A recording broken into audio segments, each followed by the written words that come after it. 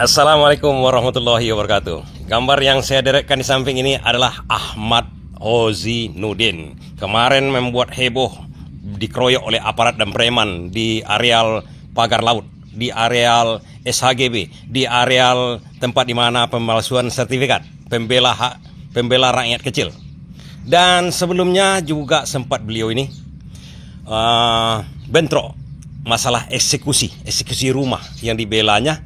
Jadi yang mengeksekusi bukan pengadilan, seharusnya yang berhak adalah pengadilan, tapi ini tidak, perusahaan negara yang mengeksekusi langsung, memindahkan lahan, memindahkan pemilik rumah, mengusir pemilik rumah. Tapi bukan itu yang kita lihat di sini. Yang akan saya bagikan kepada kawan-kawan bagaimana dia membuat heboh dahsyat ini di DPR. Bahkan sempat mic-nya itu seakan-akan mati di tengah jalan, dimatikan atau bagaimana. Dia RDP, dipanggil oleh DPR. Nah, ini hebatnya. Dan di situ dia rujak langsung.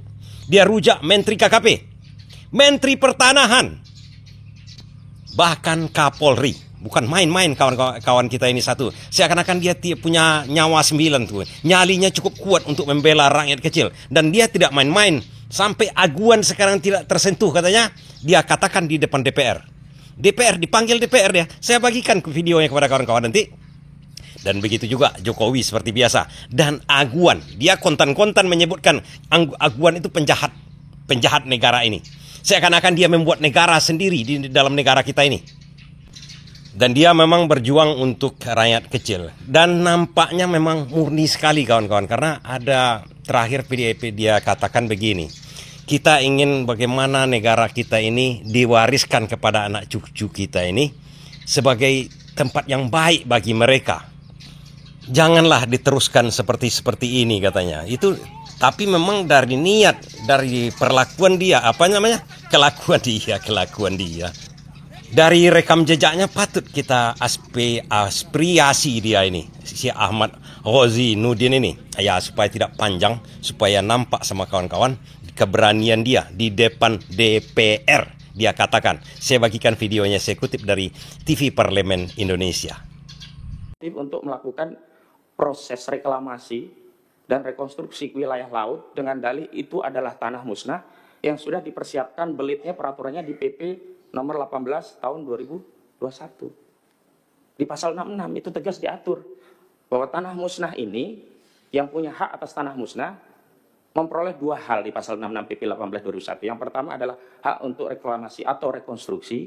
Yang kedua bahkan punya hak untuk mendapatkan uang kerohiman. Artinya bukan hanya wilayah laut yang akan dirampas oleh oligarki jahat ini, tetapi juga APBN atau APBD akan diambil juga untuk mendapatkan kompensasi uang kerohiman dari sertifikat mereka yang mereka dalihkan dulunya, mungkin zaman jahiliyah, zaman Firaun mungkin, itu diklaim sebagai tanah daratan yang kemudian menjadi tanah musnah. Maksud saya begini, Undang-Undang Cipta Kerja, Undang-Undang nomor 6 tahun 2003, mulai mengatur apa itu disebut dengan tanah musnah. Sebelumnya di belit pertanahan, akarnya kan Undang-Undang Pokok Agraria 560, itu tidak pernah diatur apa yang dimaksud dengan tanah musnah. Di Undang-Undang Cipta Kerja mulai disusupkan istilah tanah musnah di pasal 49. Di PP 18 2001 lebih ditegaskan lagi. Di definisinya ada di angka 1 nomor 33 dan bahkan di pasal 66 PP 18 2001 itulah yang menjadi dasar legitimasi bagi pihak-pihak yang ingin membangun industri properti di wilayah laut bisa memperoleh hak, tapi bukan reklamasi seperti di pantai utara Jakarta. Mereka melakukan reklamasi dan rekonstruksi dengan dalih mereka punya sertifikat hak, apakah itu SHGB atau SHM, yang didalihkan sebelumnya ini adalah tanah daratan yang terkena abrasi, dianggap tanah musnah. Clear ini yang sedang terjadi, upaya hendak merampas wilayah tanah laut kita, berdalih PP 1821 dari pintu pasal 66. Maka mulai bekerja mereka menyiapkan alas haknya. Kepala Desa Kohot ini punya tugas untuk menyiapkan narasi, dulu ada girik-girik tahun 80-an, 81, 82, yang seolah-olah ada di wilayah laut, yang kemudian melibatkan kantor jasa surveyor berlisensi yang dia juga tekan seolah-olah wilayah itu ada di wilayah daratan, maka diterbitkan oleh BPN ini. Jadi mafianya itu melibatkan BPN juga. Karena produk itu tidak mungkin terbit kalau BPN melakukan tindakan yang benar-benar sesuai aturan. Contoh, tidak mungkin ada pengukuran sertifikat di laut kemudian diloloskan sertifikatnya. Terakhir, 263 SHGB itu sudah diakui punya salah satu properti yang kita ketahui dia rajanya reklamasi.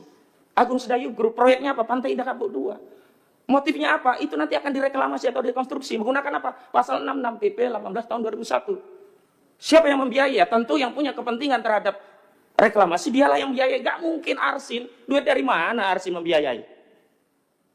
Lalu kita dibikin bodoh oleh Menteri KKP. Saya nggak ada di sini gitu loh. Seolah-olah semua itu diakui oleh Arsin dan siap bayar denda 48 juta rupiah. Ini juga statement yang tidak berdasar. Karena sebelumnya katanya denda per meter per kilometer 18 juta. Ini ada 30,31 kilometer. Kok bisa ketemu 48 miliar dari mana? Kok ada pernyataan katanya Arsin siap membayar dari mana? Belakangan kuasa hukum Arsin membantah. Ini menteri berani berbohong di forum resmi DPR RI. Lalu kalau motifnya itu nyambung bagi rakyat, dan rakyat sudah tahu, Pak. Kalau Bapak kunjungan ke Pulau Cangkir, saya kan yang pertama kali dengan kawan-kawan memviralkan pagar laut di Pulau Cangkir itu. Juga kemudian nelayan Khalid dan yang lainnya, rame kita bareng-bareng. Baru terungkap rencana penjajahan tanah laut kita ini. Itu di wilayah laut. Dan mohon maaf, itu tadi bisa jadi karena pertimbangan DPR ketika membuat peraturan hanya berkutat kepada apakah ini dibutuhkan masyarakat, yang kedua apakah bertentangan atau tidak dengan undang-undang dasar. Tapi tidak berpikir nanti akan diterjemahkan seperti apa oleh eksekutif. PP-nya nanti seperti apa. Ternyata PP itu merinci dengan sesuatu yang tidak pernah diatur dalam undang-undang. Nggak ada hak reklamasi yang diatur dalam undang-undangnya, tiba-tiba dimunculkan dalam PP-nya. Jahat sekali, ini oligarki sudah masuk ke relung-relung bernegara kita. Saya bicara sama negara, bukan hanya rakyat hari ini. Kalau hari ini kita diam, nggak tahu kita punya kedaulatan wilayah apa lagi. Itu untuk di wilayah laut. Sekarang di wilayah darat. Mumpung ada BPN dari Kabupaten Tangerang juga di tingkat provinsi. Kami menemukan data. Dan ini dari situs Bumi ATR. Data yang kami olah. Ada 3 orang nama. Engcun atau Gojali, kemudian Freddy, dan Henry. Punya tanah 9 juta hektar. 9 juta meter persegi. Atau 9.000 hektar. 900 hektar, mohon maaf, salah. Ya, 9 juta meter atau 900 hektar. Ini nggak mungkin bisa diloloskan kalau nggak terlibat pejabat bermain di dalamnya. Dan tanah-tanah inilah yang modus merampas tanah rakyat itu ya. Mereka main dengan BPN, terbitkan sertifikat ini diklaim oleh oligarki melalui sejumlah nama Alibaba yang dipakai ini, kemudian diterapkan kepada tanah rakyat. Tanah rakyat nanti dinego, mau jual murah nggak? Kalau nggak mau jual murah, bertarung di pengadilan, kalahlah di pengadilan. Semua ini sudah dikuasai. Apalagi rakyat yang tadinya belum punya sertifikat. Yang belum punya sertifikat baru kiri, nggak bisa ditingkatkan. Kenapa? Karena sudah diblok oleh BPN. NIB-nya, nomor induk bidangnya sudah diblok oleh BPN. Ini kenyataan yang terjadi. Selanjutnya, saya mau katakan, kasus ini bukan baru kemarin, Pak. Sejak 2017. Kami hadirkan saksinya. Ada di belakang itu Ibu Tin Soehartini. Tanya dirampas habis, sekarang sudah jadi PIK 2. Kemudian ada Kamakana, ada juga Charlie Chandra. Mohon maaf, isunya ini bukan anti etnis tertentu, bahkan korbannya pun ada yang dari etnis Tionghoa. Ini tidak mungkin terjadi kalau tidak ada satu kejahatan yang sifatnya terstruktur, sistematis, dan masif dilegitimasi oleh peraturan dan perundang-undangan. Selanjutnya saya mau bicara lagi tentang bentuk penekan apa sih modus operandinya di masyarakat. Bapak-bapak kan hari ini baru tahunya yang timbul sertifikat itu hanya di atas laut. Faktanya, Bapak cek di aplikasi Bumi ATR atau ATR BPN, di sungai-sungai sudah diterbitkan sertifikat oleh mereka.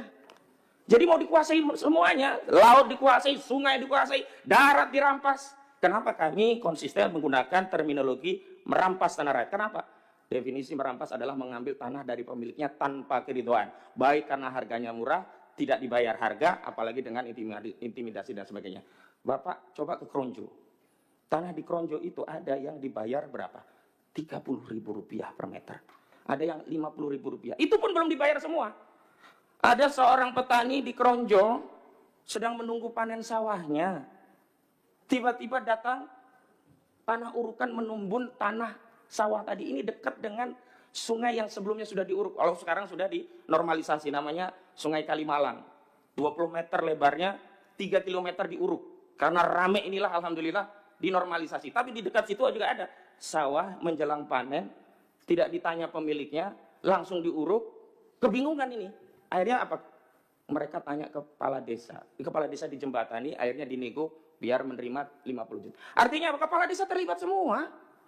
BPN terlibat, kepala desa terlibat, DPRD dan Pemda terlibat dalam apa? Proses pembentukan RT/RW-nya, rencana tata ruang dan wilayah. Walau belakangan rencana detail tata ruangnya belum ditindaklanjuti karena ketahuan semuanya.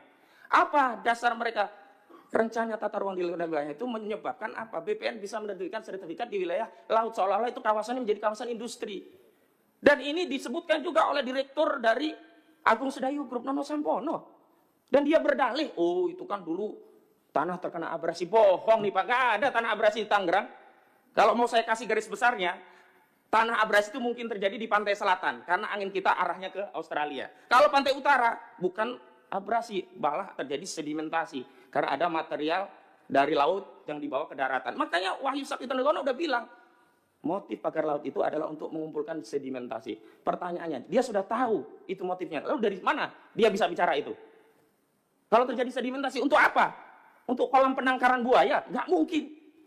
Itu tadi, ini dalam rangka untuk membangun kawasan industri properti.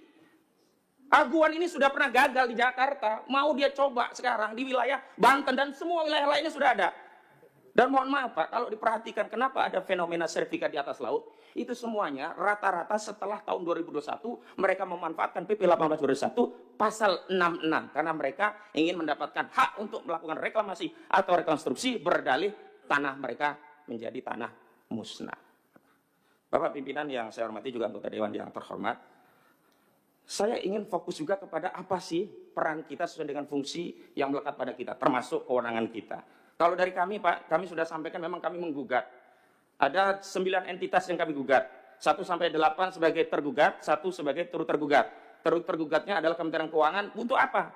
Bukan untuk kami gugat untuk membayar negara kepada kami, bukan. Untuk menerima hasil gugatan kami agar dibayar kepada negara karena kerugian ini dialami oleh seluruh rakyat agar diterima melalui Kementerian Keuangan. Mohon izin saya sampaikan tergugat 1-nya Aguan atau Sugianto Kusuma, tergugat 2 Antoni Salim, tergugat 3 adalah PT Pantai Indah Kapuk, tergugat 4 adalah PT Mandiri Lestari, ya, Mandiri Sukses Makmur Lestari. Kemudian ada tergugat berikutnya ada Jokowi, ada Erlangga Hartarto, ada tadi yang disebutkan dari Abdesi Surtawijaya dan Mas Kota. Saya menjadi saksi ada pos Abdesi di Kecamatan Kronju dekat tikungan yang di sana ada patung ikan dan udang. Belok kiri sedikit di situlah.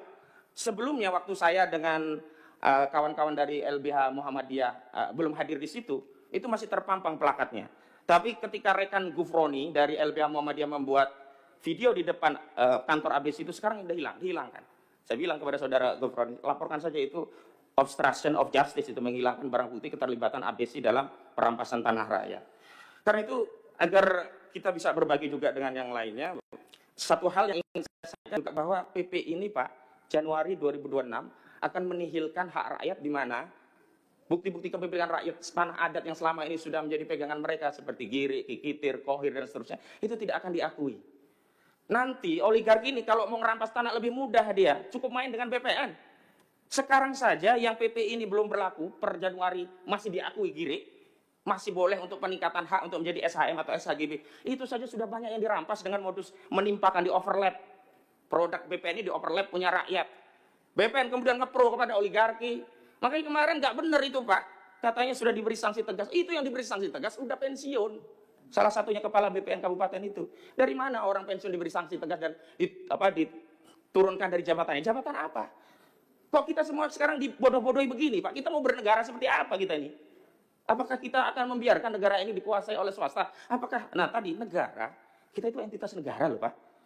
Kok kalah dengan swasta? Sebagai contoh, di Lemok, desa itu ada apartemen tinggi. Kepala desanya nggak tahu siapa warga desanya. Ketika masuk mau data nggak boleh. Jadi di PIK itu seperti ada entitas terpisah dari Negara Kesatuan Republik Indonesia. Maka mohon maaf jangan tersinggung kalau saya berulang kali mengatakan jangan-jangan ada Negara Kesatuan Republik Aguan. Maksudnya itu. Sampai hari ini pun Kapolri coba nanti dipanggil. Kenapa sampai hari ini tidak ada satu patah kata pun dari Kapolri bicara tentang PIK 2? Apakah kemudian negara ini sudah segitunya gitu loh? Dan mohon maaf ini yang saya ingin sampaikan. 3 hari yang lalu saya kunjungan ke Kesultanan Banten bernama sejumlah purnawaran TNI. Ada Laksamana Slamet Subianto Purnawirawan, ada Pak Samsu Jalal Purnawirawan, juga ada Pak Sunarko Purnawirawan, Maijen sama Laksamana. Kami menerima keluhan dari Banten. Apa coba sekarang narasi yang berkembang di wilayah Banten? Kami rakyat Banten dulu bergabung karena percaya NKRI ini akan mengelola tanah kami dan memberikan kesejahteraan kami. Sebagaimana amanat pasal 33 ayat 3 Undang-Undang Dasar 1945. Bumi, air, udara, serta kekayaan yang terkandung di dalamnya dikelola oleh negara dan digunakan untuk sebesar-besarnya kemakmuran rakyat. Tapi apalah cur hari ini kami saksikan bahwa bumi, air, udara, apa yang terkandung di dalamnya dikelola oleh swasta, dikelola oligarki dan untuk kemakmuran oligarki. Lalu apa alasan kami untuk tetap bersatu dengan NKRI? Ini sekarang narasinya di Banten itu sedang berpikir apakah kita kembali ke Kesultanan Banten, sekedar informasi. Lalu yang penting juga untuk kami sampaikan adalah bahwa kasus ini sebenarnya kalau negara hadir, sejak pagar itu 1 meter saja sebenarnya sudah selesai. Memang ini ada masalah besar. Tapi bukan berarti sebagai bangsa yang besar kita tidak bisa menyelesaikan persoalan ini. Caranya dengan apa? Jujur. Tadi yang disebut, yang jadi tropical coastline itu Bapak-Bapak, mohon maaf saya kasih tahu. Ini tanah hak negara, mau dirampok oleh Jokowi dikasih kepada Aguan. Kenapa? Dari 1.755 hektar proyek PIK 2 yang disebut dengan tropical coastline, 1.500-nya itu kawasan hutan lindung yang kewenangannya ada pada negara. Mau dikasih kepada PIK 2, dikasih ke Aguan. Ini korupsi. Penyalahgunaan kewenangan dan perbuatan melawan hukum yang menguntungkan diri sendiri, orang lain atau korporasi, dalam hal korporasinya Aguan karena dapat tanah, yang merugikan keuangan negara. Ruginya negara apa? Kehilangan kawasan hutan lindung yang itu mewakili kerugian rakyat. Sejelas ini sebenarnya masalahnya. Tapi kenapa yang ditangkap baru Arsin? Kalau mau saya bilang, bukan hanya Arsin, bukannya BPN pun, begini info yang saya dapat. SHGB itu seolah-olah hanya dikeluarkan oleh Kantah. Padahal menurut kewenangannya, kalau dia di bawah 4.000 memang Kantah. Di atas 4.000 sampai 10.000 Kanwil. Di atas 10.000 Menteri. Kenapa sekarang kemudian yang tahu kita malah menterinya kebakaran itu kantornya? Dan kami sudah dapat info di lapangan itu ada yang luasnya 30 hektar. Berarti kalau RSHGB 30 hektar salah satunya itu mustahil oleh Kantah. Dan saya minta kepala desa dan Kantah semuanya, ayolah kita tobat gitu loh. Tobat nasuha demi anak cucu kita ke depan. Apa yang mau kita wariskan bagi anak cucu kita kalau semua kedaulatan sudah dirampas pada hari ini, padahal kita masih hidup di hari ini dan kita bisa mengambil tindakan di hari ini. Saya ulangi statement saya di ILLC beberapa waktu lalu sekaligus penutup penyampaian saya di dalam rapat ini. Bapak-bapak, Ibu sekalian yang kami muliakan. Hakikatnya kita tidak mewarisi bangsa ini dari para pendahulu kita, daripada pendiri bangsa kita. Tapi sejatinya kita sedang mendapat titipan amanah bangsa ini dari anak cucu kita generasi selanjutnya. Maka sudah menjadi kewajiban tanggung jawab kita agar apa? Negara ini sampai kepada rakyat kita. Jangan sampai negara ini nanti sampai kepada rakyat kita namanya sudah bukan lagi Negara Kesatuan Republik Indonesia.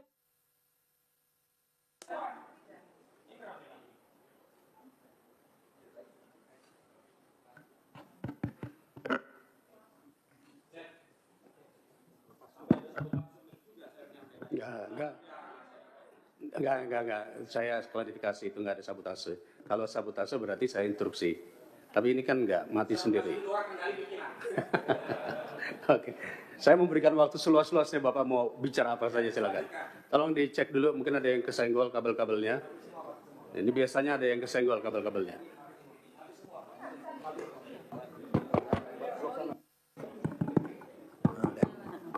Tes.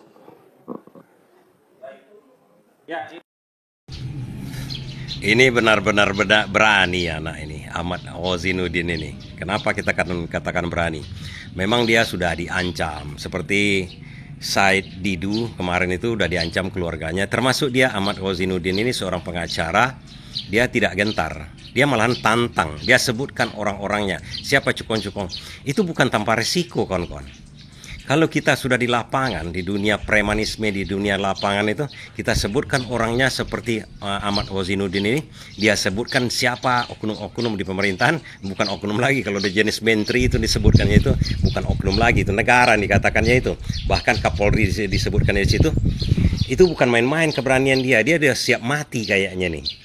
Kenapa dia bisa siap mati begitu? Karena dia sudah menemukan kebenaran, berjuang. Yang dikatakannya berjuang untuk rakyat, berjuang untuk masa depan, berjuang untuk cucu-cucu, anak cucu kita. Ini layak seperti pejuang kemerdekaan ini, kawan-kawan. Pejuang kemerdekaan itu kadang-kadang dia tidak, ya mungkin tak ada dalam benaknya akan mendapati kemerdekaan nanti. Tapi dia tetap berjuang. Tidak peduli dia mau mati, mau bagaimana. Kan begitu pejuang kemerdekaan kita dulu. Memang harapan dia memerdekakan, merdeka kita. Tapi kalau dia gugur di tengah jalan sebagai pahlawan nasional, dia tidak akan tahu itu apakah kita sekarang sudah merdeka atau tidak. Dan dalam benak dia cuma berjuang, proses itu yang perlu. Nah itu juga prosesnya Ahmad Hozinuddin ini. Dia memang pendukung berat juga kayak Anies Baswedan ini. Termasuk kita lah, seperti kita. Itu tujuan dia. Dan dia ke lapangan, kawan-kawan pengacara yang satu ini. Dia kalau ndak, misalnya ada yang dibantu hukum, diminta bantu sama dia. Kalau itu orang kecil, orang miskin, bahkan dia membiayai sendiri. Ini memang lain pengacara yang satu. Tidak peduli dia, uang dia habis untuk membela. Kalau yakin dia itu membela kebenaran. Dan kalau begini gaya-gaya orangnya, dia tak akan mau membela para koruptor ini. Model-model begini pengacaranya tidak mau dia. Dia membela kalau memang ada yang memberikannya. Kalau dia yakin yang dibelanya benar, artinya pengacara jenis ini tak ada duit orang itu untuk membayar honor dia sebagai pengacara, tapi yakin dia orang ini benar dan akan dizolimi di pengadilan, dia bela. Tapi jelas-jelas koruptor misalnya kan duit banyak, miliaran, ratusan miliar honornya, dia tak akan mau bela di situ, tidak akan mau. Masalahnya memang udah maling, rampok kalian, tidak akan mau aku bela. Nah, yang dibela-belanya sekarang itu adalah orang-orang teraniaya, orang yang telah dirugikan, tidak menerima uang sama sekali. Dengan apa dibayarnya? Dan itu pun dia berhadapan dengan preman, ancamannya nyawa dan keluarga dia. Dia ini bisa kita jadikan sebagai model lah, role model orang-orang seperti ini sekarang. Pertanyaan kita, apakah masih banyak orang-orang seperti ini? Saya meragukan. Mungkin di masyarakat masih banyak, tapi kalau di pemerintahan seperti kita mencari jarum dalam jerami lah, seperti ada orang-orang seperti ini. Kenapa begitu? Contoh seperti Ahok yang kredibilitas dan integritasnya yakin masyarakat kan? Tapi kita lihat bukan hanya sekedar track record aja. Track record dia kemarin di waktu paradigma, pandangan maksud saya. Dia komisaris utama Pertamina. Terjadi korupsi di situ. Sekarang dia membuang badan. Nah ini integritas itu membuang badan, maksud saya begini. Sebuah perusahaan, kalau kita mendirikan perusahaan, saya bilang kan, kita adalah sebagai pemilik perusahaan adalah komisaris namanya. Kemudian kita menyuruh orang lain menjalankan perusahaan itu, direktur namanya, direksi semua kejajaran pekerja. Nah, kalau seandainya Ahok ini kemarin kan ditunjuk oleh pemerintah, kan Pertamina itu pemerintah yang punya, ditunjuk oleh pemerintah supaya apa? Ada orang di situ untuk mengawasi operasional perusahaan tersebut, operasional Pertamina. Apa tujuannya? Apa tugas dia? Jangan sampai Pertamina ini rugi. Jangan sampai, secara garis besarnya, jangan sampai Pertamina ini dirampok, dirugikan. Jangan sampai maling-maling bekerja di situ. Tujuan dia jelas, tugas dia jelas. Tapi katanya dia mengetahui hal itu. Kemudian BPK pun ada yang bekerja sama dengan maling di perusahaan dia, bekerja dia, kemudian bekerja sama dengan orang luar. BPK itu kan orang luar, Badan Pemeriksa Keuangan. BPK sudah menemui begini-begini, tapi tidak dilaporkan. Udah ada kerjasama membangkrutkan perusahaan itu. Kita punya perusahaan. Anggap si Ahok ini punya perusahaan. Kok enggak dibuangnya orang tuh? Oh, enggak bisa katanya membuang karena wewenang dia terbatas. Dia lapor kepada Menteri BUMN. Enggak juga bisa. Dia lapor kepada Jokowi, Presiden pada waktu itu. Enggak juga bisa. Dia laporkan ke masyarakat. Kemudian dia berhenti dari situ pada waktu dia menemukan hal itu. Karena dia menerima gaji, itu tugas dia. Keberhasilan tugas dia itu tergantung itu, hasilnya itu. Bisa nggak dia mengawasi? Tapi apa yang terjadi? Tidak, dia teruskan jabatannya. Karena ada pemilu, dia mendukung Ganjar, dia berhenti situ. Karena mendukung Ganjar, bukan karena masalah itu.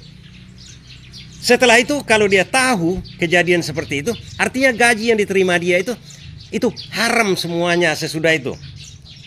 Karena dia tidak berhasil bekerja. Begini maksud saya kawan-kawan. Kawan-kawan ada yang tukang mungkin kan. Kita diupah membuat rumah. Kemudian rumah itu speknya ada. Kemudian macam-macam tempatnya layak huni lah nanti ukurannya kan. Ada standarisasinya. Tapi bukannya kita membuat rumah. Tapi yang kita buat pedati misalnya. Bangunan juga, bangunan pedati. Nggak bisa ditempati. Apa artinya situ? Berhakkah kita meminta kembali upah yang kita berikan kepada tukang itu? Misalnya kita yang menyuruh buatkan, pemerintah menyuruh buatkan kepada si Ahok rumah. Bukan rumah dibuatnya, gubuk ataupun mobil rongsok dibuatnya. Sementara yang disuruh buat adalah rumah. Tidak dijalankan tugas dia, itu kuncinya. Dia suruh, misalnya disuruh membuat rumah, dibuat yang lain. Atau dibuat rumahnya tak sesuai spek. Tentu kita sebagai yang menyuruh si Ahok ini, kita berhak mengambil upah itu. Balikkan upah itu. Biar orang lain yang disuruh bekerja lagi. Bonusnya besar, gajinya besar, di situ masalahnya. Itu wajib. Dan satu lagi, kalau dia mengetahui hal itu berarti dia menyembunyikan kesalahan dia, wewenang dia, tanggung jawab dia, apa artinya? Sehingga karena disembunyikannya merajalelalah korupsi sesudah itu lagi. Apa artinya? 2019 dia kan? Kalau 2019 ditemukan kasus itu, Ahok menemukan, tidak dilaporkan, sehingga merajalela 2020, 2021, 2023. Apa artinya? Korupsi sesudah itu ada tanggung jawab Ahok juga. Seandainya dilaporkannya, seandainya dia mengundurkan diri, terkuak masalah itu 2019. Cukup setahun aja. Tidak seperti sekarang, 5 tahun kata kejaksaan. Apa artinya? Tanggung jawab Ahok itu sesudah itu lagi. Kalau 193 setahun, berarti 4 tahun tanggung jawab Ahok, 1 tahun yang tidak tanggung jawab dia, karena dia baru mengetahui setahun menjabat. Berarti 800 triliun tanggung jawab Ahok. Kan sangat sederhana, kawan-kawan. Dan kemudian kita dibalik-balikkan lagi masalah si Erick Thohir ini. Dia katakan mau perbaikan.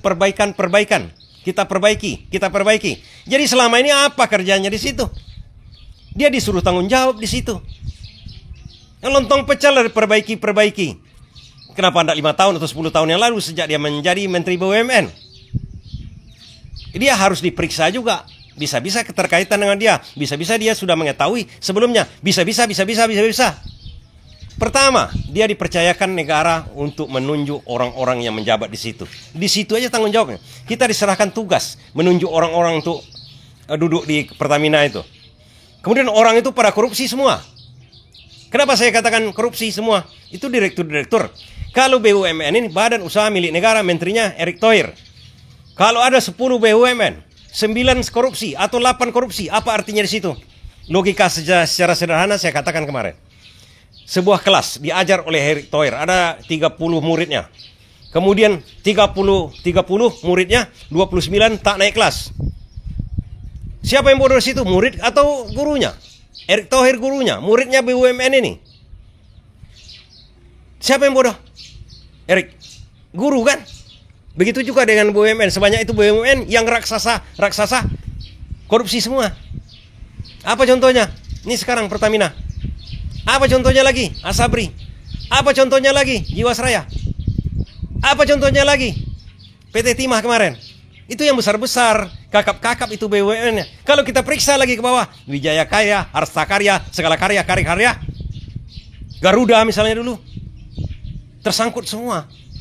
Artinya jangan dia katakan dia mau perbaiki lagi. Dia sendiri yang harus diperbaiki, dirotap dari situ. Jangan-jangan kau kena kasus juga barang ini. Begitu cara memandangnya. Jangan mengatakan, kalau sebagai orang yang negarawan, gampang dia mengatakan, Ahok mengatakan, saya berani bertanggung jawab. Oke, ini faktanya. Kalau perlu dalam kasus sekarang ini, bukan dia diminta dipanggil oleh kejaksaan, dia datangi kejaksaan. Ini data-datanya semua. Erick Thohir juga begitu, ini data-datanya semua. Siapa yang terlibat? Kalau Erick diangkat oleh Jokowi, berarti Jokowi dipanggil juga. Panggil semua. Kan bukan presiden dia sekarang. Orang biasa, panggil. Kok kau tunjuk Erick Thohir kerjanya kayak gini? Erick Thohir ditanya, kok kau tunjuk Ahok? Kok kau tunjuk direktur itu? Kok kau tunjuk maling-maling itu? Dipertanyakan semua ke atas. Tapi ini agak sulit memang. Pagar laut aja yang dimasalahkan oleh Hozinuddin itu seperti itu.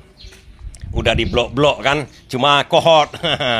Wali kepala desa kohort itu yang kena kan, kasihan juga sebenarnya sama dia. Tapi macam mana lah, dia seperti begini nih. Saya ini aparat desa, kemudian ada maling mau masuk rampok ini kan, rampok ke tempat kita.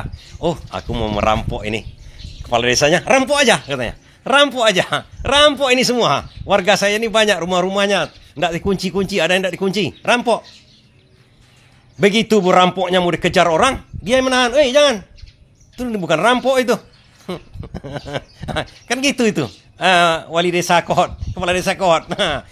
Karena dia terima. Jadi maling itu sebagian ninggalkan tempat dia. Kan logikanya seperti itu aja kawan-kawan. Nggak berbeda pagar laut ini. Pagar laut itu harus sampai kepada dari narasi si Ahmad Ghazwanuddin itu bisa kita lihat tadinya mengatakan begini. Dia tidak berhasil di Jakarta. Kenapa dia tidak berhasil di Jakarta? Ini pertanyaannya. Sangat aneh pertanyaannya kan? Dia tidak berhasil di Jakarta karena dihajar oleh Anies Baswedan waktu menjadi gubernur Jakarta. Anies cabut izin reklamasi. Izin reklamasi itu siapa yang punya kemarin? Itu adalah si Aguan yang dikatakan oleh Ahmad Ghazwanuddin itu. Terpaksa dia keluar lagi. Karena kalau sempat Anies Baswedan mengatakan itu sudah sah secara hukum, dia cabut, berarti terlarang reklamasi di Jakarta. Dia keluar Jakarta, ke Banten, ke Tangerang, ke Bekasi, ke seluruh Indonesia. Jakarta enggak lagi, bersih sama dia. Karena kalau sempat di Jakarta dia hantamnya, Anies Baswedan tentu ngoceh itu. Ngoceh barang ini. Yang paling ditakutkan di Republik ini ocehan Anies. Anies dengan selembar kertas dia cabut Alexis. Dengan keputusan dia tempatkan lagi warga Kampung Akuarium yang dia diusir oleh Ahok. Ahok usir warga. Hebat dia itu. Dia usir dari tanah negara katanya, bukan tanah nenek moyang dia, tanah negara. Diusirnya rakyat dari situ karena dia punya Satpol PP, karena dia punya kepolisian, karena dia gubernur Jakarta. Dia usir. Bukan bapaknya yang punya. Dia usir warga dari situ. Apa yang terjadi kalau zaman kemerdekaan itu? Zaman perjuangan kemerdekaan. Bisa-bisa bocor ke perut Ahok dibikin oleh orang. Pakai bambu runcing kan? Belanda kalau ngusir, kalau minta tanah begitu itu, merampok tanah rakyat, bambu runcing masuk ke perut Belanda kan? Tapi Anies dengan bijaksana tidak menyalahkan Ahok.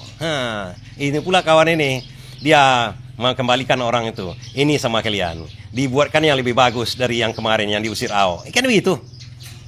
Itu caranya. Dan reklamasi itu kalau sempat lah. Sekarang ini sempat ada reklamasi kemudian diakal-akali seperti pagar laut. Hati-hati berhadapan dengan Anies Baswedan. Dia punya data lengkap.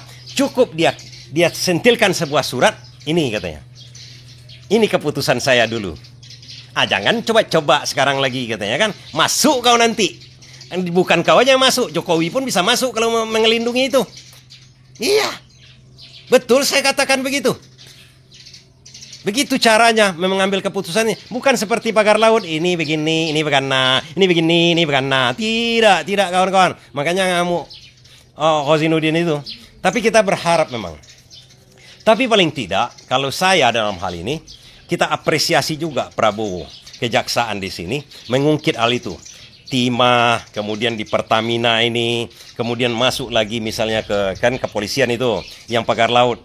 Walaupun dikanalisasi nantinya, dibatasi sampai titik tertentu, tidak bisa lagi sampai langit ke-7, cukup sampai langit ke-1 aja, masih kita apresiasi kawan-kawan. Kenapa begitu? Sudah nampak peralihan itu. Walaupun katanya ini cuma alih pemain. Jadi pemain lama dirotap semua, pemain baru lagi. Pemain baru yang masuk, kata Sudirman Said kan begitu. Ini ganti pemain, dia bubarkan Petral yang seperti Patraniaga itu kemarin, yang pihak swasta, dia bubarkan. Rupanya dalam Pertamina itu sendiri, dia bikin lagi sendiri. Walaupun begitu, dan orang-orangnya itu juga. Regenerasi katanya. Kemarin bapaknya yang bermasalah, sekarang anaknya katanya. Kan itu. Walaupun begitu kawan-kawan, tapi tetap kita apresiasi walaupun nanti ada batas-batasnya. Ini menunjukkan apa nanti? Ini bentrok habis nanti nih antara Jokowi dengan Prabowo. Nampaknya Prabowo melokalisir dulu. Yang agak jauh-jauh dari Jokowi ini dia habisinya. Saya ada analisa saya, dugaan saya begitu. Karena begini, kalau tidak dihabisi lingkaran Jokowi yang jauh-jauh ini, Gerindra sebagai partai sekarang yang berkuasa, dulu PDIP manja oleh Jokowi. Kasusnya banyak itu. Termasuk juga mungkin pagar laut itu. Termasuk juga Ahok kan PDIP itu. Komisaris Pertamina, miliaran bro penerimaan dia tiap tahun. Gawat. Masuk juga ke partai barangkali itu. Bisa jadi dana sekarang ini masuk ke partai-partai politik. Tapi yang jauh-jauh itu dulu. Maksud saya yang jauh-jauh dihajar oleh Prabowo sekarang. Hajar habis dulu yang jauh-jauh. Supaya diberi makanan juga ke Gerindra ini bro. Dari segi politik kita bicara. Walaupun ganti pemain tapi tidak semasif dulu lagi. Tapi yang sekarang ini Gerindra harus dikasih peran. Nggak bisa PDIP yang kemarin itu kan orang-orang PDIP dihabisinya itu. Orang-orang PDIP habisi semua dulu. Habisi. Jangan ada sisakan. Oh, kalau menyentuh ke Gerindra, menyentuh ke Jokowi, tahan di situ. Kan begitu caranya. Tapi tidak apa-apa. Ini bersih dulu sementara. Dan yakinlah, Tuhan tak akan membiarkan itu semua, kawan-kawan. Tak akan pernah bisa dibiarkan semuanya. Ada masanya nanti. Seperti Soeharto. Bukan di rakyat yang menjatuhkan sebenarnya. Yang menjatuhkan Soeharto itu adalah George Soros namanya dulu. Dengan apa dia? Dihantamnya ekonomi Indonesia, dihantamnya moneter Indonesia, sehingga rakyat menjerit. Rakyat menjerit, apapun bagusnya pemerintahan itu, sebagus apapun pemerintahan itu, kalau rakyat sudah tak makan, pemerintah disalahkan. Sekarang sudah hampir mirip-mirip seperti itu. Kemarin PPN mau dinaikkan, cergas segala macam, minyak, kesulitan. Kemudian ada lagi ini model-model bajakan, super holding company dan Antara. Ini kalau sempat lagi ada dari luar. Pertanyaannya, siapa yang menggerakkan George Soros dulu ke Indonesia ini? Ke Asia Tenggara sebenarnya. Siapa yang menggerakkan? Tuhan, kawan-kawan. Dan ada lagi tangan Tuhan yang bekerja nanti secara normal, kita lihat secara manusiawi akan terlihat nanti. Dari mana lagi? Kita tidak tahu juga. Sekarang ini geoglobal namanya, geopolitik global, entah geo apa namanya, hubungan antar negara dengan kita ini sudah trust kepada kita, sudah jauh terlalu turun. Investasi sudah banyak yang keluar dari Indonesia, PHK besar-besaran, ekonomi turun. Negara lain yang ke investasi ke kita tak percaya. Kenapa saya katakan begitu? Alasannya, dan Antara baru diluncurkan membawahi BUMN seperti bank-bank dan lain-lain. Sahamnya di IHSG jatuh habis, total jatuh habis. Artinya apa? Dunia ekonomi dunia tak percaya kepada Indonesia. Tak percaya sedikit pun. Kalau udah turun, kecuali Danantara didirikan oleh Prabowo, kemudian saham, indeks harga saham global untuk BUMN itu naik semua, baru mantap. Ini turun semua. Artinya masyarakat dunia tak percaya. Dan tak akan ada investasi masuk. Dalam keadaan kesempitan fiskal namanya sekarang, kalau tak ada investasi masuk, 98 akan terjadi. Akan ada spekulan-spekulan yang masuk. Siapa yang mengarahkan spekulan itu? Siapa yang membuat ekonomi ini? Ujung-ujung nanti, kalau kita balik-balik nanti, karena tidak diredoinya masalah-masalah ini oleh Yang Maha Kuasa, karena kita berpegang teguh kepada Dia, karena kita selalu meminta kepada Dia, Dia cari jalannya. Tak satu jalan ke Roma. Dan tak pintu rezeki itu tidak dari mana-mana. Dari seluruh penjuru. Kejatuhan pemerintahan gara-gara dia tidak becus mengurusnya. Tidak tebang pilih. Macam-macam. Tidak adil, yang setara. Siap-siap dihabisi oleh Yang Maha Kuasa. Dengan cara apa? Macam-macam. Bisa seperti Libya. Bisa seperti 98 kita. Bisa seperti Irak. Macam-macam. Kita tetap optimis, walaupun. Terima kasih.